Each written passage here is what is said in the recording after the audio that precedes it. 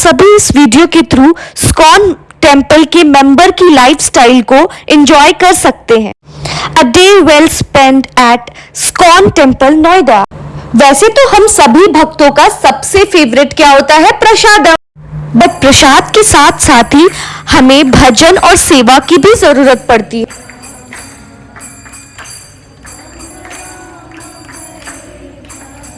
Morning में मैं join की थी माता जी के गीता क्लासेस के सेशंस, तो ज्वाइन करते बेटर है ना ये सब चीजें। तो केमिकल्स को मिक्स कर दें, क्या हम एक लिविंग फोर्स पैदा कर पाएंगे? सारे केमिकल्स को मिला के क्या हम सोल बना पाएंगे? नहीं।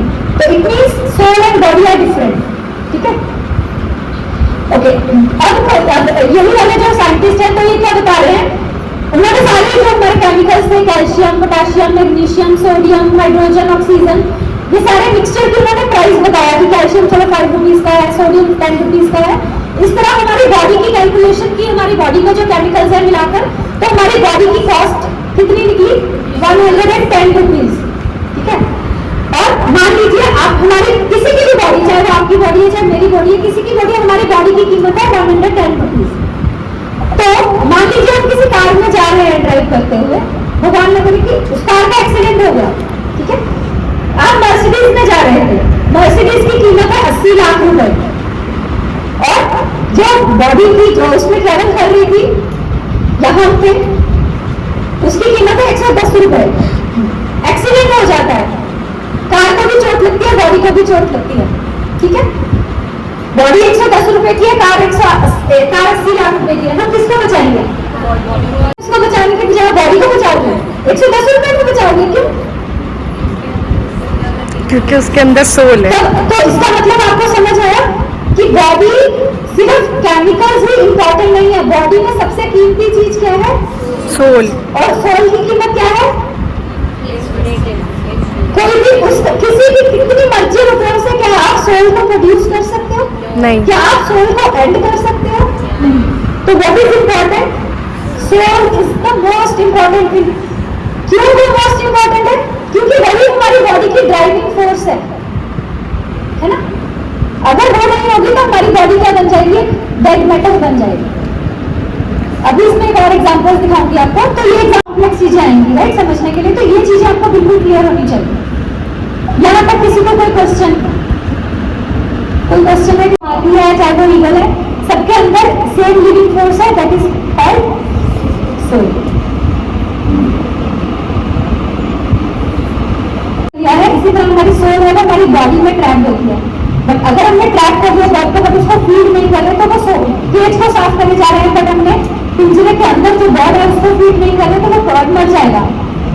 इसी तरह हम लोग बॉडी में अगर सोल को फीड नहीं कर रहे, सिर्फ बॉडी को फीड करे जा रहे हैं, तो वो सोल कुछ नहीं कर पाएगी इस बॉडी में। तो सोल को अपनी फीड चाहिए, उसके लिए डाइट क्या है? स्पिरिचुअल एक्टिविटीज उसकी डाइट है। ठीक है, तो this is all about our first topic.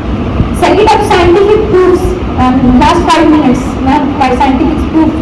कोई किसी को कोई इतनी अच्छी बातें सुन के आपके मन में क्या ख्याल आ रहा है, जरूर कमेंट में बताओ। क्या आपके भी दिमाग की बत्ती खुल गई जैसे मेंटोस खाने से होती है? ऑपरेशन के बाद ठीक हो जाता है, बट उस टाइम पे ऑपरेशन के टाइम पे जो बातें हो रही थी, डॉक्टर आपस में बातें कर रहे थे, तो वो पता है, वो पता होती है पेशेंट को। क्यों? क्योंकि जिस टाइम पे वो सब बातें हो रही थी तो सोल बाहर निकल आई थी उस टाइम पे बॉडी से, और वो ऊपर से देख रही थी बॉडी के साथ क्या क्या हो रहा है। तो ऐसे बहुत सारे एक्सपेरिमेंट्स हैं जिसमें कि नियर डेथ एक्सपीरियंस की, इस पे बुक भी है लिखी हुई, जिसमें लोगों ने अपने नियर डेथ एक्सपीरियंस शेयर किए हैं। तो आपने भी तो ज्यादा स्टोरी सुनी है, हमने छोटे होते इतने बड़ी सुनी हुई है।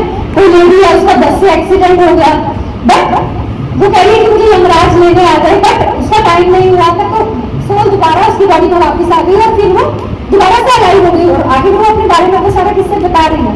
तो इस तरह के बहुत सारे केसेस हैं जिसमें पता चलता है कि सोल है बॉडी के अंदर, और सोल को सब समझ आ रहा है। तो उस टाइम पे तो अनकॉन्शियस थे, जब ऑपरेशन चल रहा है उस बॉडी का, तो उसको तो कैसे पता ये सारी चीजें कि उसके साथ ये हो रहा है? क्यों? सोल थी उसके अंदर, तो सोल को पता चल रहा था वो सारी चीजें। तो इस तरह के कुछ एक्सपेरिमेंट है, तो जो यहाँ पर वालों की बताए गए हैं, ये सारे जो मैंने पीछे बताया, मतलब लेक्चर में इसको मैं स्क्रीन पे स्टेटमेंट बता रही हूँ। जब ये मैंने आपको समझा दिया, जब person dies he pass away, but actually body तो वहीं पर है, तो एक्चुअल पॉइंट पास अवे हुआ, soul pass away. Okay, consciousness के और वो भी मैंने बता दिया कि आपको कॉन्शियसनेस है, ये वाली मैंने आपको अभी नियर डेथ एक्सपीरियंस बताया कि नियर डेथ एक्सपीरियंस है। तो देखो ये ऊपर जो है ये सोल है, एक्चुअली बॉडी नीचे ऑपरेट हो रही है बट उसकी सोल ऊपर से उसको देख रही है। एंड आपको पता होगा, पता है मुझे नहीं पता आपको पता है कि नहीं, एक्चुअली सोल भी, एक्चुअली तो सोल का डेस्टिनेशन भगवान के पास जाके रहना होता है, बट क्योंकि हम इस बॉडी में रहते हैं तो सोल हमारी बॉडी से भी अटैच हो जाती है। तभी तो जब at the time of death जब सोल निकलती है बॉडी से तो पता कैसा फील होता है, पता है जब सोल को निकलना होता है इस शरीर से तो कैसा दर्द होता है। 10,000 बिच्छू अगर इकट्ठे काट रहे हैं वैसा दर्द। कभी किसी ने सुना है बिच्छू का दर्द, बिच्छू को काटने का दर्द बहुत गंदा होता है। बिच्छू को काटने का दर्द जैसे सांप काटता है ना वैसे होता है बिच्छू का काटने का दर्द।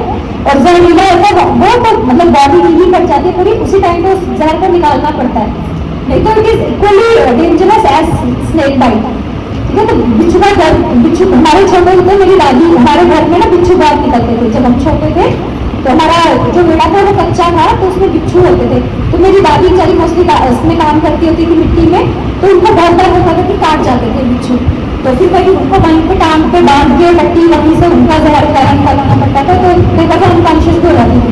अभी उनके साथ 10-12 बार तो हुआ होगा मेरे होते हुए। और एक्चुअली वो दिखते भी नहीं है, मिट्टी को मिट्टी के रंग जैसे ही होता है तो इतना पता भी नहीं चलता, तो काम करते करते कब काट कर पता ही नहीं चलता। तो ये हमारा है, ये नियर डेथ एक्सपीरियंस है। तो जब बॉडी निकलती है, सोल निकलती है बॉडी से, तो सोल क्योंकि सोल को लगता है, सोल भी मतलब सोल को भी ये समझ लग जाता है कि यही मेरा घर है। तो सोल को भी जब इस बॉडी को छोड़ना होता है तो बहुत तकलीफ होती है। तो इसलिए जब सोल निकलते हैं, आपने मूवीज वगैरह में देखा होगा पहले कि सोल जब निकलते हैं बॉडी से तो बॉडी कितनी तड़पती है, एक्चुअली बॉडी को भी तकलीफ हो रही होती है बट सोल को इससे बहुत तकलीफ हो रही होती है निकलने के लिए, क्योंकि सोल समझती है कि ये मेरा घर है। एक्चुअली मैं वाटर के एग्जाम्पल से समझाती हूँ आपको। पानी का रंग कौन सा होता है?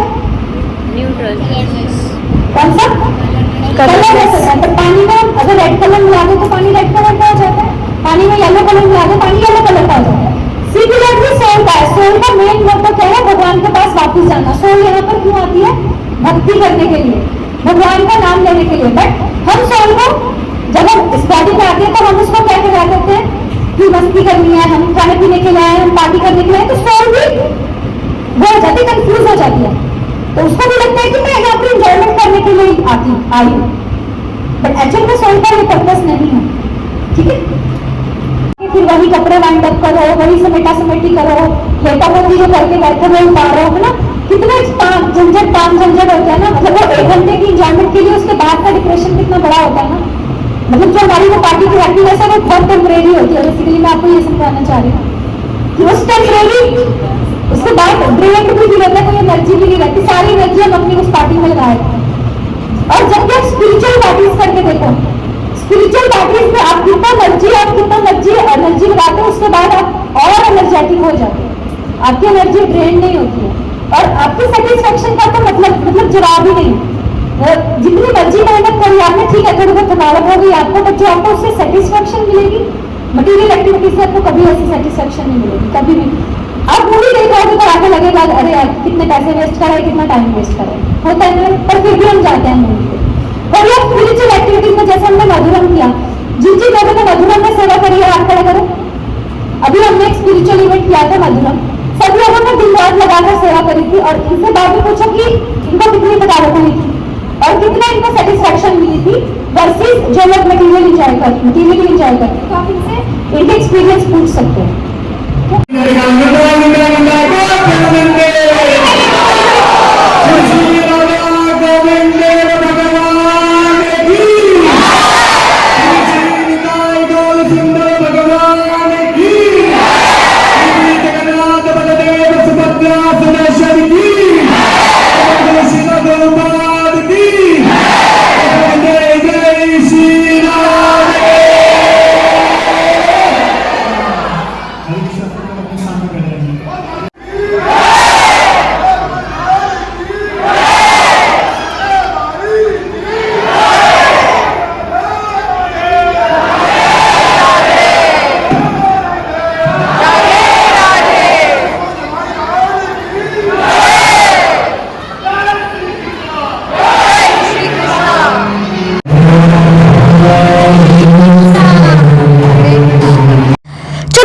काम तो बहुत अच्छा है कि धूप कंपैरेटिव का।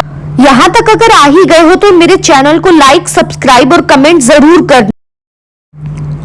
आई होप कि आप सभी भी इस्कॉन टेम्पल कभी ना कभी विजिट करें। अब हम सभी मिलकर कीर्तन करेंगे।